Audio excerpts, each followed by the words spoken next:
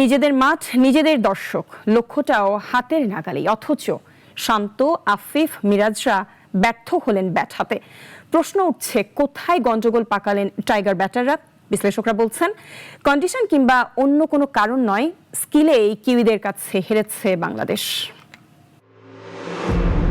562 বনাম 372 বাংলাদেশ ও নিউজিল্যান্ডের মধ্যকার শুক্রবারের ম্যাচে দুই একাদশের সম্মিলিত অভিজ্ঞতার পার্থক্য।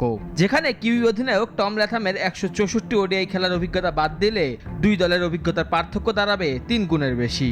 অথচ এমন একটা দলের কাছে কিনা হেরে বসেছে মিরাজের দল।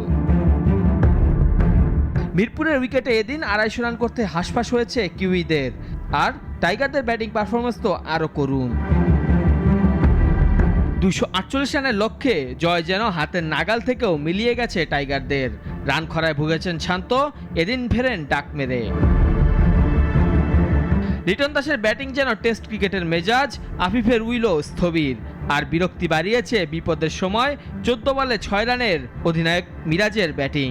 অন্যদিকে 50 পেলেও তাওহিদ হৃদয় যতক্ষণে রানের গতি বাড়িয়েছেন, ততক্ষণে ম্যাচ অনেকটাই নাগালের বাইরে চলে গেছে।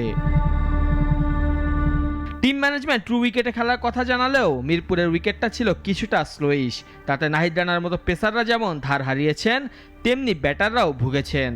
কিন্তু এরপরও 248 রানের টার্গেট চেজ করতে না পারার পেছনে এটাকে কারণ হিসেবে দাঁড় করানো কঠিন। মনে হয় উইকেটটা ফার্স্ট থেকে একটু চ্যালেঞ্জিং ছিল, বাট কিছু রং টাইমে আমাদের উইকেটগুলো পড়ছে। যেমন আমার উইকেটটা যদি আমি আরেকটু ক্যারি করতে পারতাম, সেট ব্যাটসম্যানের জন্য একটু ইজি ছিল, নতুন ব্যাটসম্যানের জন্য একটু টাফ ছিল। সো আমার মনে হয় আমি যদি আরেকটু ক্যারি করতে পারতাম আরেকটু ইজি হইতো, বাট এটাই আর কি আমাদের অ্যাডজাস্ট করা লাগবে।